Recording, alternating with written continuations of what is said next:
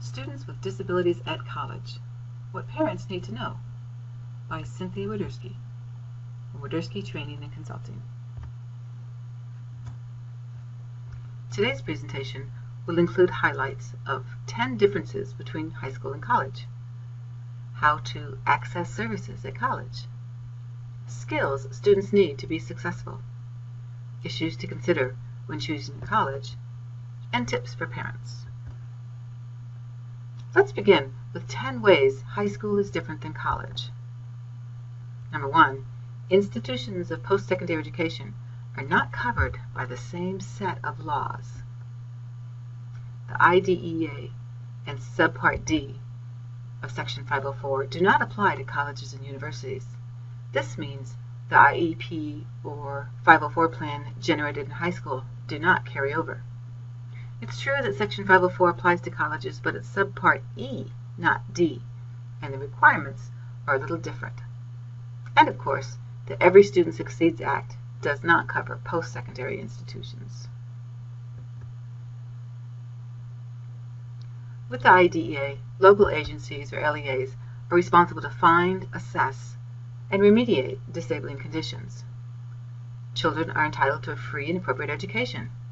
The appropriate education results in a broader range of services being offered, more equipment being supplied by the LEA, and specially trained staff, such as special education teachers, to work with students of all abilities. With civil rights laws, post-secondary institutions are required to provide equal access to education. The responsibility is shifted to the individual to disclose their disability, and the auxiliary aids and services are aimed at equal opportunity and equal access, not completion. How this plays out is that the LEA has a duty to assess the students, whereas a student must disclose to the university staff. Once diagnosed, the student is entitled to appropriate services. In college, the student has to provide acceptable and current documentation before becoming eligible for services. Parents can receive information from anyone about their child until he or she turns 18. In post-secondary education, parents cannot receive information because of FERPA, even if they are paying the tuition. Parents can initiate contact with their child's teacher in K through 12, but in college, the student must initiate the communication, especially with the instructors, but this applies to all departments. In high school, students may or may not receive assistance with technology. In post-secondary education, students are expected to know how to use technology. Number 2, there are different goals for high schools and colleges. What does this mean?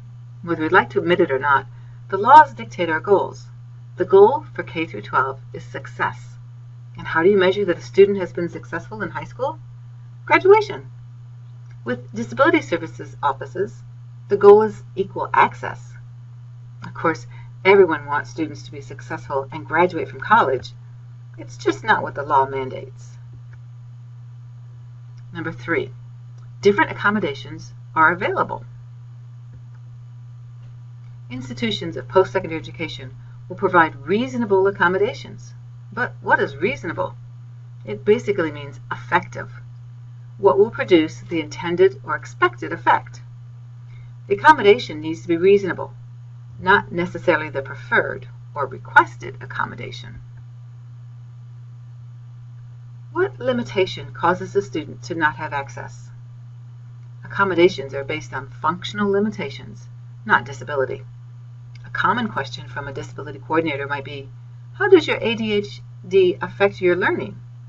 Or, what impact does your depression have on your learning? Auxiliary aids and services, to be equally effective, are not required to produce the identical result or level of achievement as other students, only to give the student an equal opportunity to learn. Examples of reasonable accommodation at college may include captions on videos, audio recording lectures, Braille books and handouts, books in electronic format, special height adjustable tables, and access in laboratories. Other reasonable accommodations may include alternate tests, such as audio exams, extra time, or test in Braille. Reduced distraction area for test, qualified interpreters, note-taking assistants, real-time transcription services, or materials provided electronically. Examples of accommodations not normally allowed are on-time test, attendance, although students can bring and pay for their own if they need one, individually prescribed devices, glasses, canes, wheelchairs, hearing aids, special computers, readers for personal use or homework, or other devices of a personal nature. 4. The academic environment is different in college. In post-secondary schools, the academic environment is more competitive, especially in four-year schools where the majority of students have taken college preparatory classes in high school. There is more work to do, more reading, more writing, larger assignments. There's also less extra credit work. Deadlines come quicker during the semester and are less flexible. Most of the learning happens outside the classroom. Number 5, the acquisition of knowledge is different. Students often have to rely on their note-taking and reading comprehension to learn the material. Test items may include material not reviewed in class. Some students are expected to self-teach some of the material. Number 6, grading is different. At a university, a student's grade may be based on exams only. Grades may be based on 2 or 3 exams, and each exam may be over substantial material. Students often have to monitor or keep track of their own scores and calculate their own grade. 7. Available support is different.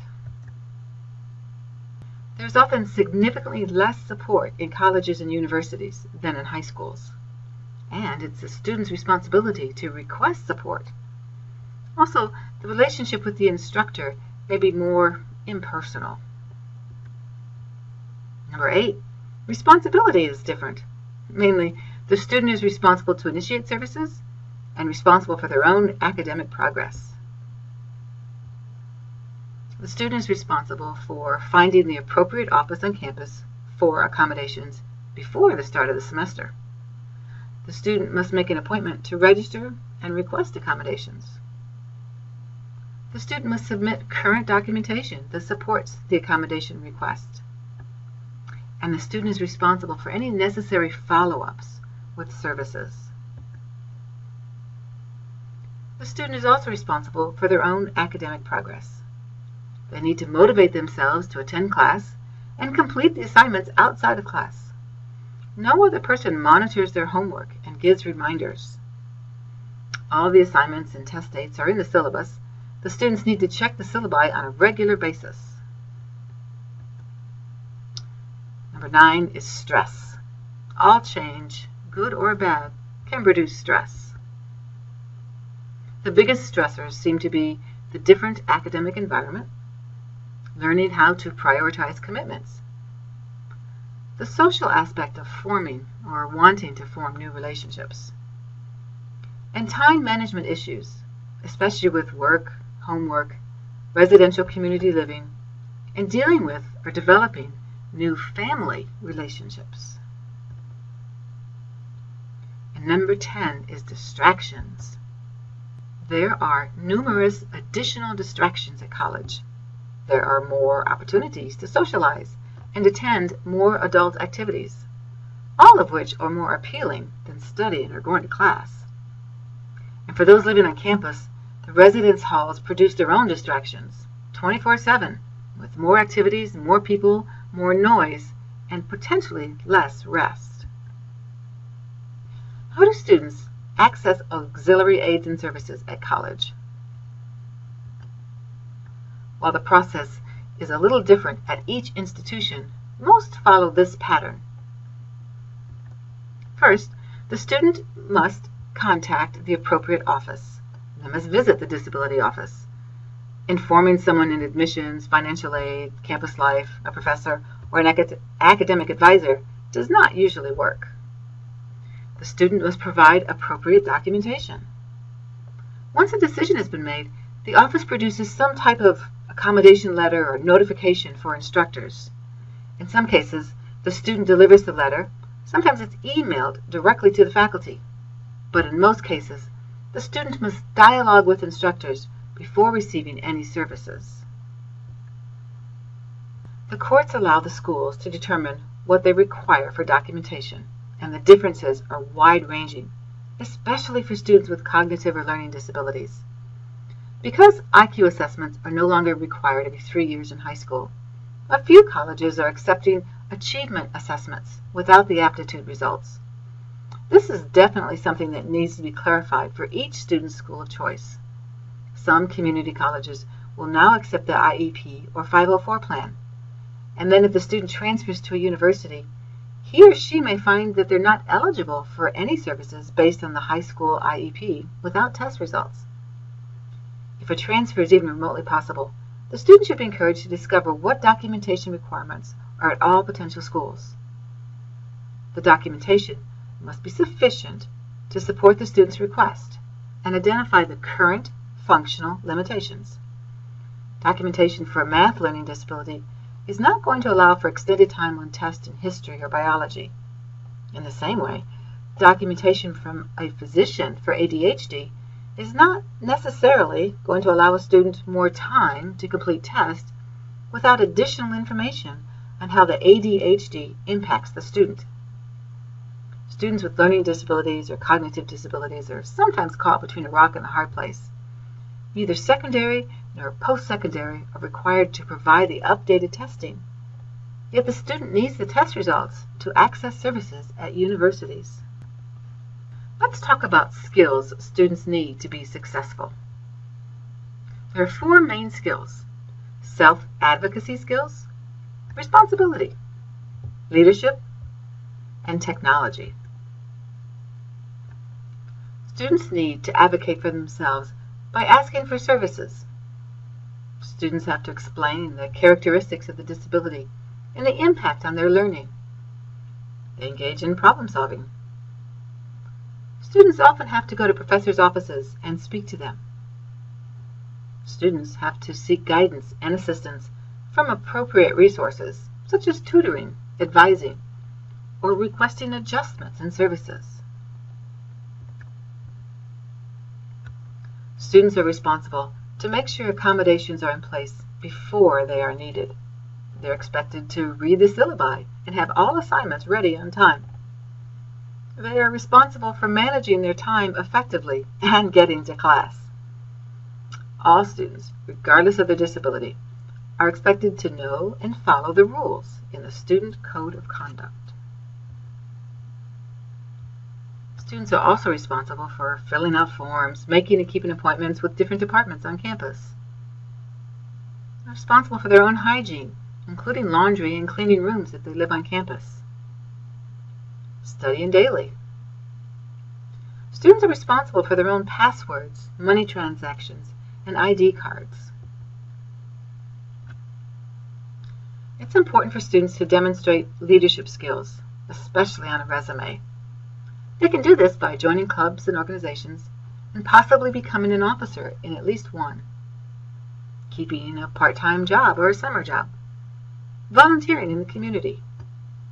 Also, they can take leadership courses if offered. Technology. Students are expected to be able to utilize technology in their studies. Syllabi, grades, and readings may all be online. Most majors will require extensive online research and typing papers. Students with disabilities should also be familiar with assistive technology that helps them. Some examples might include technology that helps them listen to their textbooks, either audiobooks or screen readers. Devices that audio record lectures. Software programs that overcome writing difficulties. Electronic spell checkers. Online organizers for lecture notes. And online tutoring, flashcards, outlines, and sample tests. Tips for parents. Parents can check on documentation requirements of potential schools before the final IEP. Allow the student to choose the college. Help review the types of academic programs offered, the services available, and his or her comfort level with the school. Parents can make sure the student knows it's okay to take a lighter load, repeat a course, or drop a course. Parents can also allow the student to set guidelines for contacting the parents. Issues to consider when choosing a college. Disability services offices are not all alike. Some have multiple roles on campus. Financial aid will vary at different schools. Academic advising is done differently at post-secondary institutions. Some schools have complete health centers. Others offer no health services. Academic support services like tutoring and writing centers vary from school to school. Specialized tutoring may have cost associated. And some disability service offices have professional staff who specialize in particular disability populations. Here are some specific considerations based on disability type. Issues for learning disabilities and attention deficit disorder may include finding out if it's possible for a reduced course load and still be considered full-time. Can a student obtain a substitution or a waiver for a course? Does the school have guidelines or criteria for documentation of LD or ADHD? What type of classroom accommodations are available, such as extended time, note takers, quiet rooms, books on tape? Does the school loan or teach assistive technology? Issues for students with mobility disabilities may include how accessible are the residential housing units? Is there transportation around campus or to town? Will mobility around campus be an issue? How difficult is it to hire personal assistants? Does the office have wheelchair repair referrals? How accessible are the classroom buildings? Is there a health center on campus? What do they offer? For students with blindness and visual impairments, what type of classroom accommodations are available for the use of overheads, board work, labs, test format, or videos? What alternate formats for textbooks are available? How early does the request have to be submitted? What assistive technologies are available on campus? What is the availability and type of computer programs used? Are there funding sources? Is housing accessible? Is transportation available? Who provides campus mobility training? Some issues for deaf and hard of hearing are: what type of note takers are available? What is the percentage of professors who speak English as a second language? What is the lead time necessary for captions on videos? Is accessible housing available? Are qualified interpreters readily available? Is real-time captioning an option? Does the school provide backup assistive listening devices? Issues for students with psychiatric disabilities. What is the availability of local treatment? Is information kept confidential, or must the student disclose to professors? Are support groups available on campus? How are absences handled in the classroom? What type of classroom accommodations are available, such as extended time for tests, note-taking assistance, or are separate testing locations offered? Just as individuals are unique, so are post-secondary institutions. Hopefully, this presentation has highlighted some of the differences to guide you and your child as you begin the search for the perfect fit. In conclusion, I would like to make it known that students with disabilities can and do succeed in post-secondary education. Thank you.